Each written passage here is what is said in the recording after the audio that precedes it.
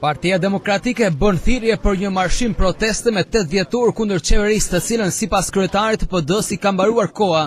Nga vau i idejës, kryetari i opozitës Lulzim Basha është pritur nga kryetari i bashkisë Zefila, kryetari i Partisë Demokratike Ramis Çobaj, deputet dhe drejtues të lartë Partisë Demokratike. Gjatë fjalës së tij, Basha ftoi të gjithë qytetarët që të bashkohen së bashku me 8 dhjetor në Tiranë në marshimin e protestës.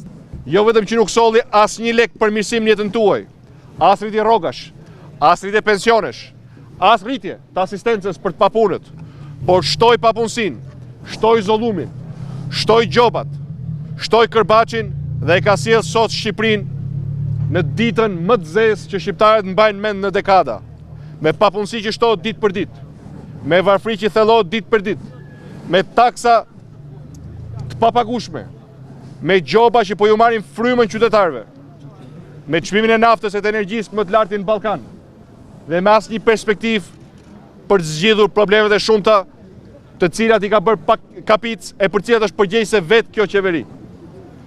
Megjithatë sot, qëllimi kryesor i këtij takimi është marrë drejt për drejt nga ju hallet dhe problemet me cilat përballeni si qytetarë të Vaudejes, dhe për të diskutuar së bashku për rrugët e daljes nga kjo situatë. Të bashkohemi pa dallime politike, të gjithë atyre që ka ardhur laku në fyt, e që janë gati të marrin dorë fatin që ju takon sovranit në demokraci dhe popullit shqiptar si një popull evropian, të vim të gjithë së bashku në Tiranë për të nisur një përballje pa kthim e për të marrë në dorë fatet e qeverisjes vendit, fatet që burojnë nga dora juaj, nga sovraniteti juaj e nga vullneti juaj. Nga ana tjetër, varfërinë të iskajshme të shqiptarëve ja kanë treguar vetë banorët e kësaj zone. Ka 9 vjet se ma gjekpeja, vetëm se kanë qenë socialistë ato të tunë, edhe s'më kanë një mu se këtë qenë demokrate. Unë jam shqisht 90 me test Partisë Demokratike.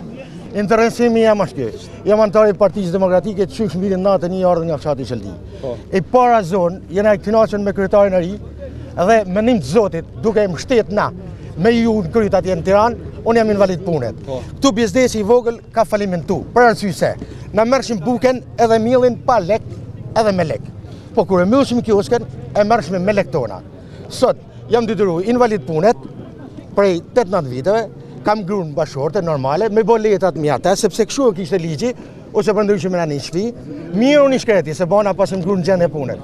Po këtu nuk preferohet me i varfëri.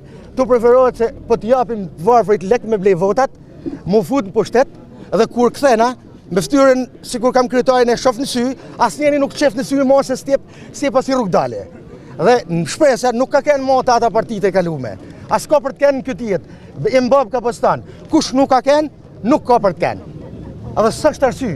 Shpresa jonë është të ju dhe të Zefila që e kanë votu, por tu nuk bën vend e majta, ta harrojnë, e fan luajnë e votë, por nuk bën vend e majta.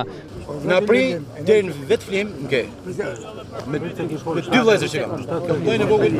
Kreu i opozitës Lulzim Basha gjatë bashkëbisedimit me qytetarët në vaun e Dejës ka renditur një sër problemesh të realitetit shqiptar, të cilët sipas tij janë të mjaftueshme që populli me drejtën legjitime të kërkojë largimin e qeverisë.